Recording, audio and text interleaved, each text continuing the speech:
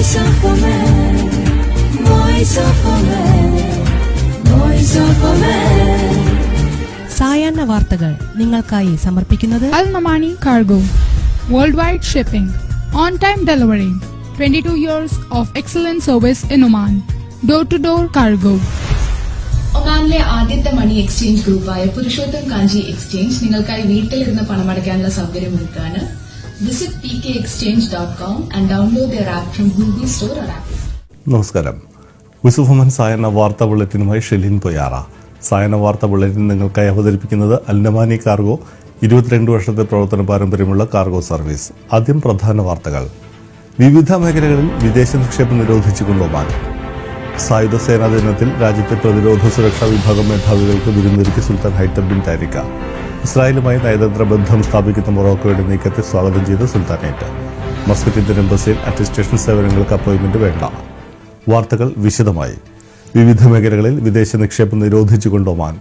രാജകീയ ഉത്തരവിന് കീഴിൽ വരുന്ന ഫോറിൻ ക്യാപിറ്റൽ ഇൻവെസ്റ്റ്മെന്റ് നിയമത്തിന്റെ അടിസ്ഥാനത്തിലാണ് വാണിജ്യ വ്യവസായ നിക്ഷേപ പ്രോത്സാഹന മന്ത്രാലയം വിദേശ നിക്ഷേപ നിരോധന ഉത്തരവ് പുറപ്പെടുവിച്ചിരിക്കുന്നത്. വിവിധ മേഖലകളിലായി 50ഓളം വിദേശ നിക്ഷേപങ്ങളാണ് നിരോധിച്ചിരിക്കുന്നത്. ഇത്തരം മേഖലകളിൽ ഇനി സ്വദേശി നിക്ഷേപം മാത്രമാണ് അനുവദിക്കുക. ചെറുകിട ഇടത്തരം സംരംഭങ്ങളിൽ സ്വദേശികൾക്ക് കൂടുതൽ അവസരങ്ങൾ നൽകുക എന്ന ലക്ഷ്യത്തിലാണ് വാണിജ്യ വ്യവസായ നിക്ഷേപക പ്രോത്സാഹന മന്ത്രാലയത്തിന്റെ ഉത്തരവ് വന്നിരിക്കുന്നത്. വിദേശ നിക്ഷേപം നിരോധിച്ചിട്ടുള്ള പട്ടികയിൽ പിന്നീട് പരിഷ്കരണമുണ്ടായേക്കുമെന്നും റിപ്പോർട്ടുണ്ട്. സായുധ സേനാ ദിനത്തിൽ രാജ്യത്തെ പ്രതിരോധ സുരക്ഷാ വിഭാഗം മേധാവികൾക്ക് വിരുന്നൊരുക്കിക്കൊണ്ട് ഭരണാധികാരിയും സുപ്രീം കമാൻഡറുമായ സുൽത്താൻ ഹൈത്തം ബിൻ താരിഖ. പ്രതിരോധ മന്ത്രാലയം, ഉപപ്രധാനമന്ത്രി, വിവിധ മന്ത്രിമാർ, സുൽത്താൻ സായുധ സേന കമാൻഡേഴ്സ്, റോയൽ ഒമാൻ പോലീസ്, സൈനിക വിഭാഗം, ഉന്നതതല പ്രതിനിധികൾ എന്നിവർ വിരുന്നിൽ പങ്കെടുത്തു. രാജ്യത്തിന്റെ സുരക്ഷയ്ക്കായി മികച്ച സേവനം തുടരുന്ന പ്രതിരോധ സുരക്ഷാ വിഭാഗങ്ങളെ സുൽത്താൻ അഭിനന്ദിച്ചു. ഇസ്രായേലുമായി നയതന്ത്ര ബന്ധം സ്ഥാപിക്കുന്ന മൊറോക്കോയുടെ നീക്കത്തെ സ്വാഗതം ചെയ്തുകൊണ്ട് സുൽത്താനേറ്റ്. കഴിഞ്ഞ ദിവസമാണ് US സഹായത്തോടെ ഇരു രാഷ്ട്രങ്ങൾക്കുമിടയിൽ ബന്ധം പുനഃസ്ഥാപിക്കുന്നതിനായി പ്രഖ്യാപനമുണ്ടായത്. ഇതോടെ UAEക്കും ബഹ്റൈനും സുഡാനും പുറമെ ഇസ്രായേലുമായി നയതന്ത്ര ബന്ധത്തിൽ ഏർപ്പെടുന്ന 4ാമത്തെ രാഷ്ട്രമാവുകയാണ് മൊറോക്കോ. ഇസ്രായേൽ മൊറോക്കോ നയതന്ത്ര ബന്ധം പുനഃസ്ഥാപിക്കുന്നത് മിഡിൽ ഈസ്റ്റ് മേഖലയിൽ സമാധാന സാഹചര്യങ്ങൾക്ക് ഗുണകരമാകുമെന്ന് ഒമാൻ വിദേശകാര്യ മന്ത്രാലയം പ്രസ്താവനയിൽ പറഞ്ഞു.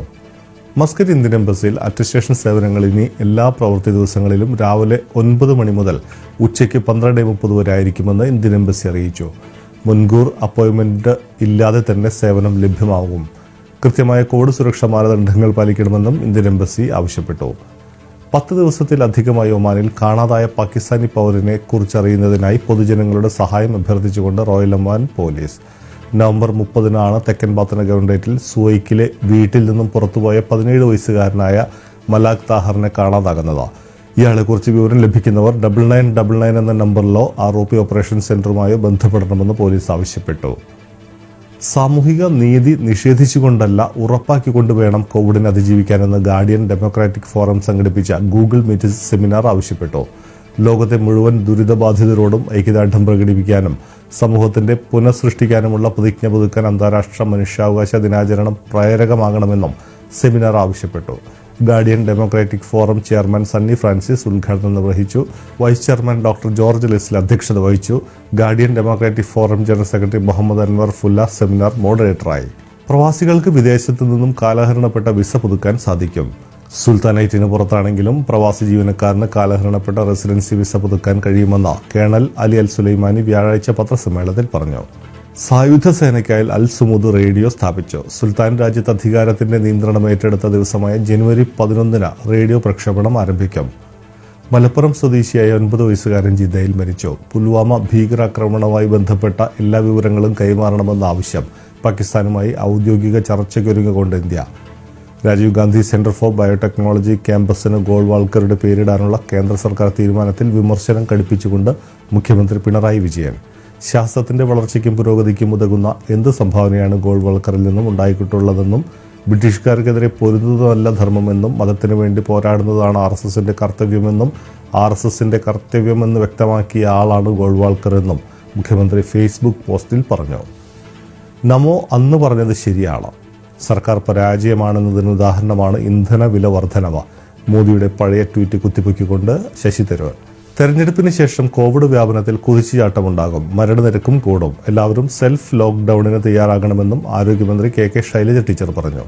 ആയുർവേദ ഡോക്ടർമാർക്ക് വിവിധ ശസ്ത്രക്രിയ ചെയ്യാൻ അനുമതി നൽകിയ കേന്ദ്ര സർക്കാർ തീരുമാനത്തിൽ പ്രതിഷേധിച്ച് ഡോക്ടർമാർ നടത്തുന്ന സമരത്തെ എതിർത്തുകൊണ്ട് ആരോഗ്യമന്ത്രി.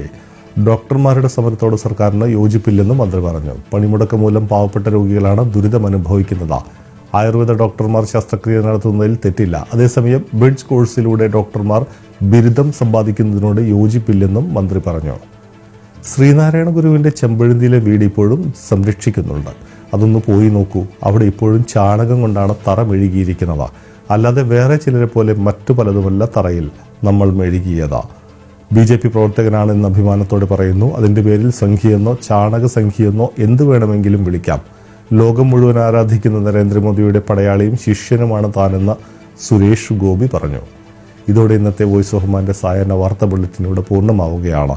എല്ലാവർക്കും ശുഭ സായാഹ്നം. നന്ദി, നമസ്കാരം. കൂടുതൽ വാർത്തകളും വിശേഷങ്ങളും നാളത്തെ പ്രഭാത വാർത്താ ബുള്ളറ്റിനിൽ. Voice of Oman, Voice of Oman, Voice of Oman. സായാഹ്ന വാർത്തകൾ നിങ്ങൾക്കായി സമർപ്പിക്കുന്നത് Al Namani Cargo, worldwide shipping, on-time delivery, 22 years of excellent service in Oman, door-to-door cargo. ഒമാനിലെ ആദ്യത്തെ മണി എക്സ്ചേഞ്ച് ഗ്രൂപ്പായ പുരുഷോത്തം കാഞ്ചി എക്സ്ചേഞ്ച് നിങ്ങൾക്കായി വീട്ടിലിരുന്ന് പണമടയ്ക്കാനുള്ള സൗകര്യമൊരുക്കാണ്. visit pkexchange.com and download their app from Google Store or Apple Store.